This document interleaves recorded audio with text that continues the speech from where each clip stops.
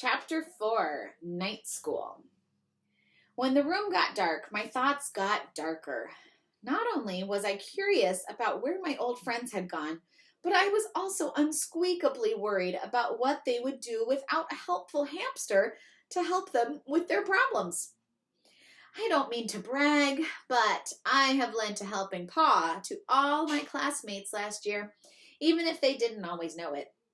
No use sitting around and worrying, I suddenly squeaked out loud. We need to do something. Boing, Og agreed. Just then, the room was filled with bright light.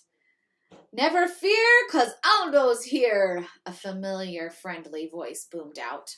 Aldo! I shouted, happy to see Aldo Amato pull his cleaning cart into the room. Aldo is the night custodian, and he's also a wonderful friend. I'd seen him at camp over the summer, but I hadn't seen him for the last few weeks. He came up to the table and gazed down at me. You're a sight for sore eyes, Humphrey, he said, reaching into his pocket. Here, have some sunflower seeds. Yum! I'm always happy to have my favorite treat. Aldo found a jar of froggy food sticks for Og and sprinkled some into his tank. Here you go, Og. Enjoy them in good health. Og swam around, gathering the little sticks in his huge mouth. I'm sorry he doesn't get tasty sunflower seeds like I do, but he doesn't seem to mind. So it's back to school for all of us, he said. Back to work at night and back to college in the daytime for me.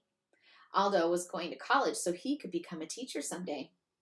I have some good courses this year, Aldo continued, including biology. That's where I'll learn all about critters like you. I chomped away at my sunflower seed, thinking that biology must be an interesting course. Say, I saw Richie after school. I think he's a little worried about his new teacher, Miss Becker. I stopped mid-chomp. Repeat it, please. Richie Rinaldi was Aldo's nephew and a former classmate in room 26. Miss Becker? Where is she? How can I find Richie? I squeaked. Why is he worried? I guess Aldo didn't understand. I'll tell him you said hello, he said. Suddenly, the sunflower seed didn't taste so good because Richie was worried. Even if he wasn't in room 26 anymore, he was still my friend. Then Aldo got to work cleaning room 26. He was wonderful at his job. I thought he'd be an unsqueakably good teacher someday, but I knew that once he was teaching, room 26 would never be quite as clean again. Watching Aldo got my mind off my worries until he saw that red hamster ball sitting on Mrs. Brisbane's desk. Hey, who's this? Are they replacing you, Humphrey? Aldo laughed, but I didn't think that was funny.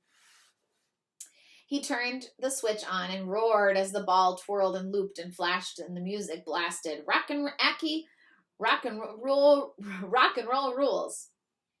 As Aldo watched, he did a little dance just like Aki. After a while, he switched Aki off. That's funny, he said, but don't worry, nothing could replace you, Humphrey. Thank you, I squeaked.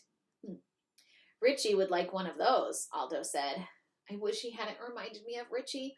I didn't like to think about my old friend being worried. After Aldo left, I saw his car pull out of the parking lot outside my window. I decided to investigate the school and find out where Richie and my other old friends, had gone. Don't you think I should find out where Miss Becker's classroom is, Og? I asked. Boing, boing. Og is always encouraging, at least most of the time. Of course, Longfellow School is a big, big, big place, so I probably couldn't cover it all in one night, but I was at least going to try. Here you go, you ready? I pushed on my cage door. Thanks to my lock that doesn't lock, the door swung wide open. Do you think all hamsters do that at night? To humans, that lock always looks tightly fastened, but I know that a little gentle pressure opens the door and I'm free to come and go as I please. I climbed out, grabbed hold of the leg of our table, and slid down. Can you picture that in your mind? Close your eyes and picture. He got out of his cage and he's sliding down the leg table. After I landed, I shook myself and scampered to the door. I'll be back to give you a full report, Og, I told my friend. Wish me luck. Boing, boing, he answered. I crouched down and slid through the narrow space between the bottom of the door and the floor. It was dark in the hallway except for some very faint lights, which cast ghostly shadows on the walls. I shivered a little, but nothing was going to keep me from my mission.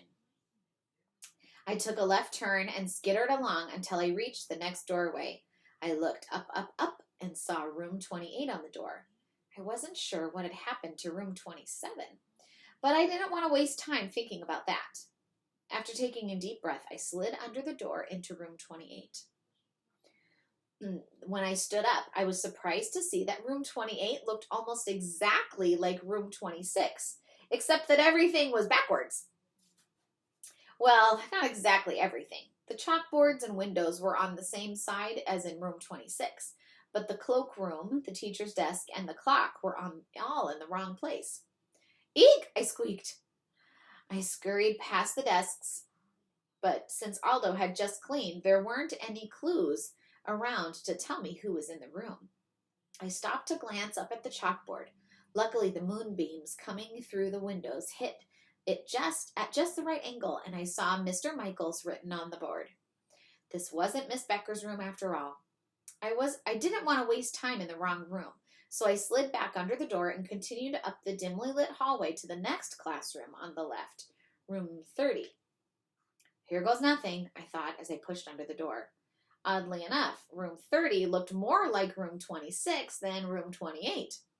The cloakroom, the teacher's desks, and the clock were in the same place as in room 26. But there were some differences. For one thing, the tables were placed in a great big circle. Mrs. Brisbane had her tables lined up in rows.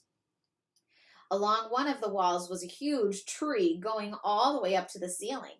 It was made of paper, and each of the brightly colored paper leaves, had a name on it. It was hard to read the names in the darkened room, but I saw an Emma and a Margaret, a Christopher and a Ben. I didn't know any of those names, so this probably was the wrong room.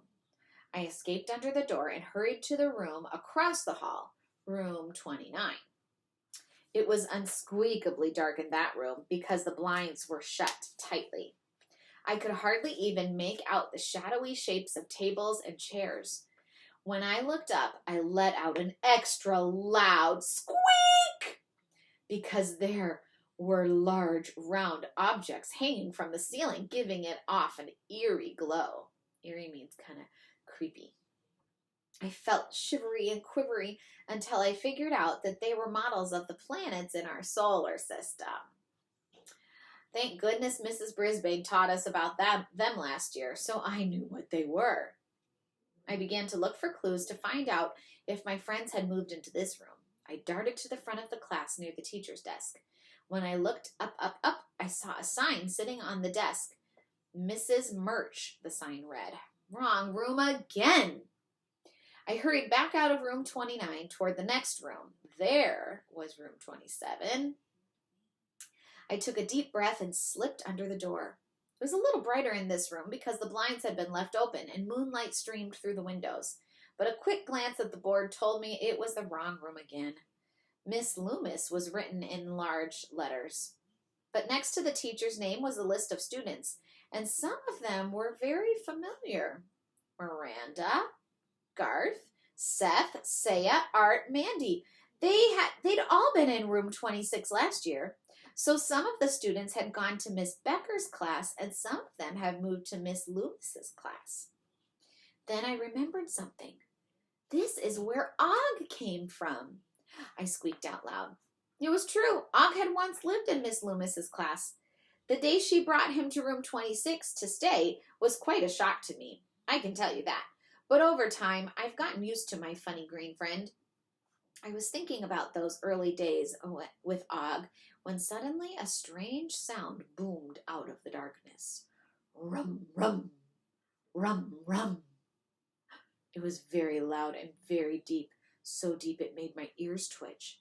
Rum, rum, rum, rum. The sound came from the corner, and I could make out the shape of a tank sitting on a table. Rum, rum, rum, rum. The voice bellowed. I cautiously edged my way toward the table. Yes, it was a tank, all right.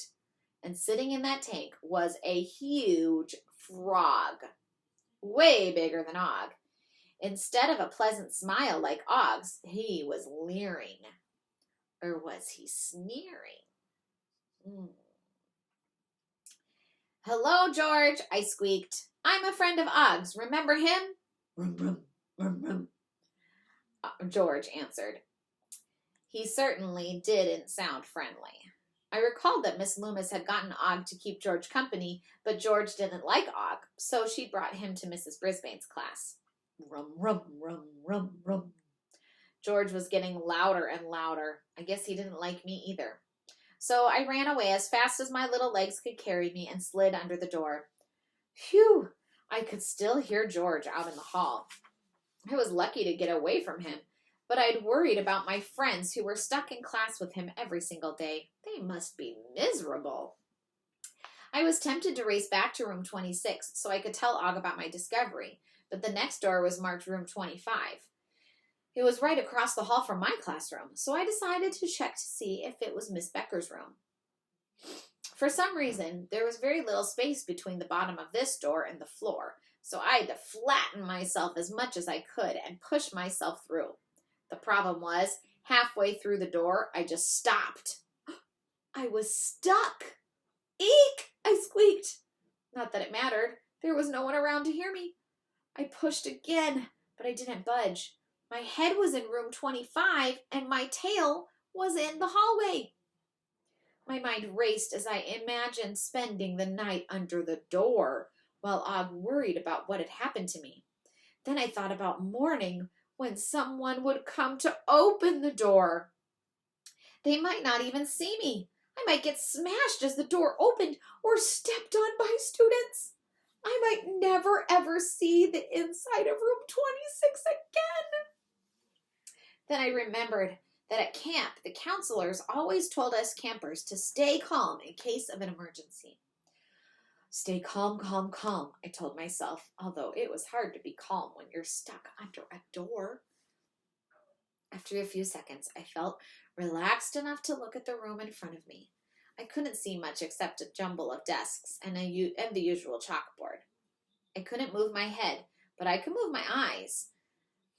So I looked all the way to the right and saw desks. Then I looked all the way to the left and saw the cloakroom. In front of the cloakroom wall was a large cart filled with books. I had to squint to read the sign on it. Property of room 25, Mr. Macaulay's class. Do not remove. So this wasn't Miss Becker's room. I didn't have to explore room 25 after all. When I tried backing out from under the door, I didn't have a bit of trouble.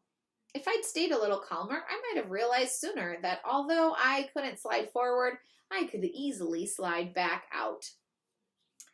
Phew, I sighed as I stopped in the dark hallway, listening to my heart pound.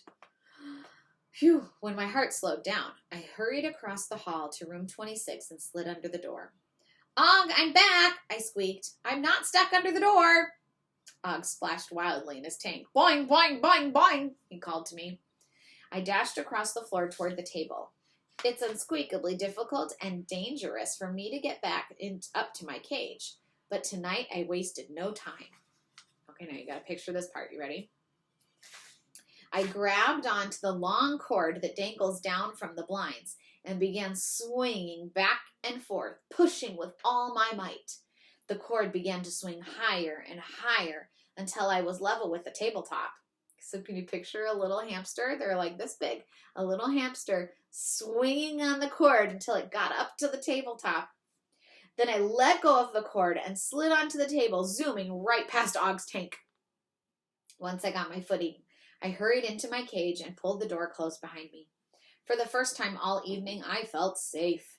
You have no idea how comforting it is to have a nice cage for protection. Okay, Og, I said when I could breathe again. Our friends are not in rooms 28, 30, or 29. I didn't quite make it into room 25, but I could see that it wasn't Miss Becker's room.